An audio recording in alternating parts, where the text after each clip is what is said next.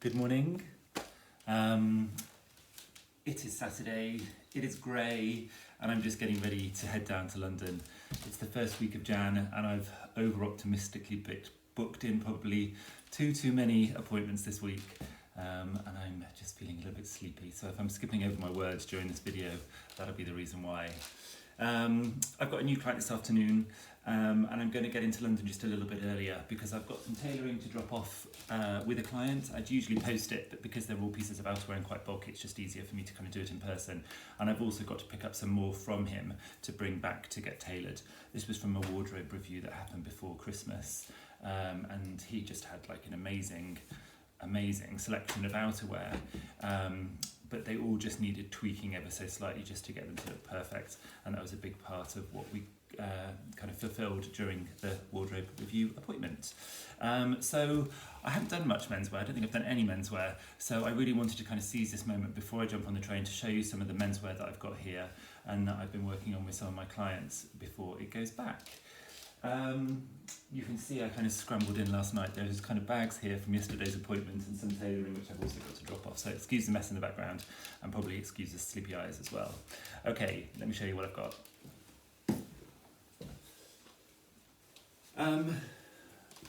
Like I said, 4 pieces of outerwear, all 4 it's the same alteration, all 4 it's shortening of the sleeves. Firstly, I kind of want to just say was surprising for me to kind of see this in the client's wardrobe, because these are expensive coats, these are beautiful quality expensive coats, and all of them that I was seeing, none of them had been altered or alterations had been offered, tailoring had been offered in the store environment, which really surprises me, but it's not the first time I see it. I see it so often when I go to clients' houses. You know, beautiful pieces of clothes which should have been altered while they were purchased at the shop floor, but that just never happened. So I would just say, don't be afraid to kind of ask for an opinion from somebody in the shop. If you are buying something and you think it doesn't look quite right, get their opinion to see whether or not they can fix it. Or if you're buying something and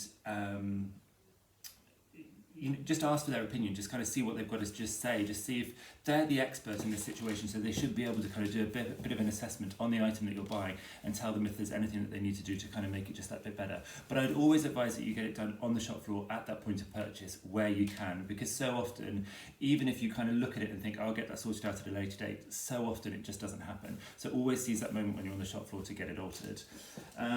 So that's just a little bit of advice that I think everybody should be aware of, and don't feel bad about asking, because those kind of services are available, but for some reason they're just not often kind of extended to the client or the shopper. So yeah, 4 pieces of outerwear. All 4 of these coats needed a sleeve shortening, but all 4 are very different, and there was different kind of considerations and conversations I had to have with the client and with Iraj in Nottingham about the tailoring in regard to kind of what the possibility was to kind of best keep the design and detail of these jackets. Now this is the first one. It's a really beautiful quilted piece of outerwear, really tailored. This is definitely a cashmere blend wool on the outside. It's really soft, it feels amazing. And then it's got this very light down and quilt through the actual body and sleeve of the jacket. Now, the consideration for this was, if you can see, you can, the line of the quilting perfectly is in line. The line of the quilt is perfectly in line through the body and then through the sleeve as well. So whereas usually an alteration to kind of achieve the best result sometimes is to take the actual sleeve off, trim off from the top of the sleeve and then put it back on to make it shorter, we knew that wasn't going to be a possibility, because if we did that, we would lose that kind of perfection of those kind of lines all sitting in sync. So we knew that wasn't going to be how we were going to do it, and so instead we had to do it from the cuff.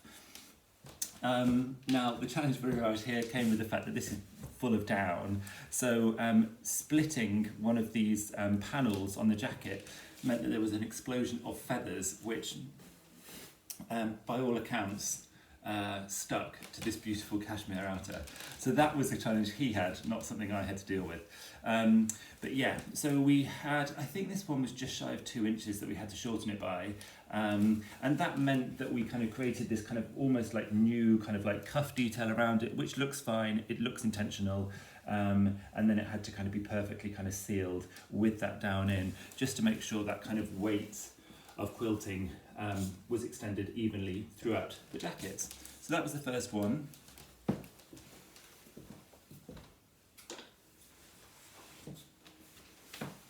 This was the second one, and this is a specialist piece of outerwear because it's waterproof. So again, you've got to really, don't just take this to any old tailor. They've got to know what they're doing, and potentially they've got to have the right machinery to do it. They've got to have the knowledge as well about what is the possibility of something like this.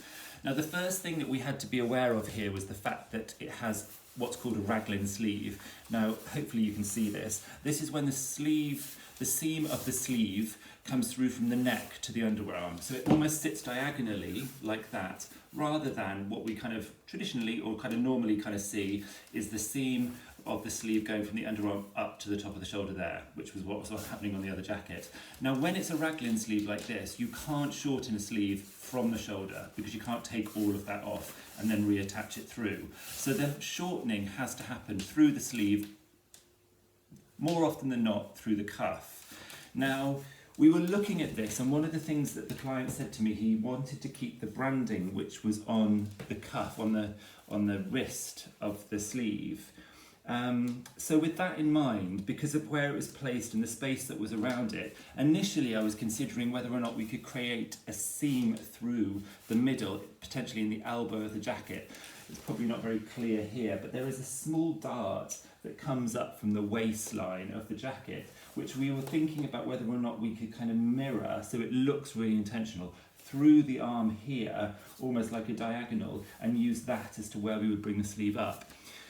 I didn't think about this. This was something Iraj pointed out to me. Because this is waterproof, if we created a new seam in the middle of the arm there, it would let the water in, because the internal kind of like construction of the jacket means that everything is sealed, so it is fully waterproof.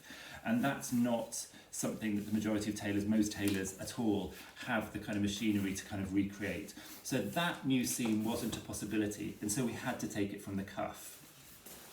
And we just had to be really kind of thoughtful about the placement of this branding, where it sat, so it wasn't kind of too chopped off and look kind of like awkwardly in the way. So that was just something that we had to kind of play around with just to make sure it's there. And I think that's kind of a pretty good job as to kind of where it would sit onto the cuff. The other small tweak we had to do with this was in the inside of the arm, it had almost like a kind of like a half glove. You're often seeing this in kind of sporting jackets where the arm would go through the sleeve and then it would kind of grasp through the kind of thumb and just sit across the knuckle, almost like as a little bit of extra insulation.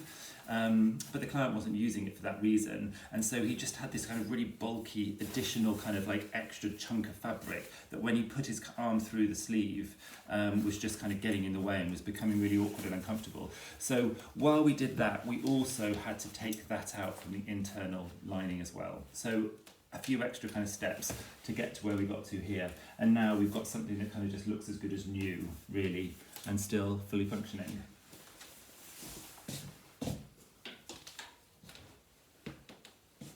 This one, I need to do more before and afters really for you to be able to kind of really see it.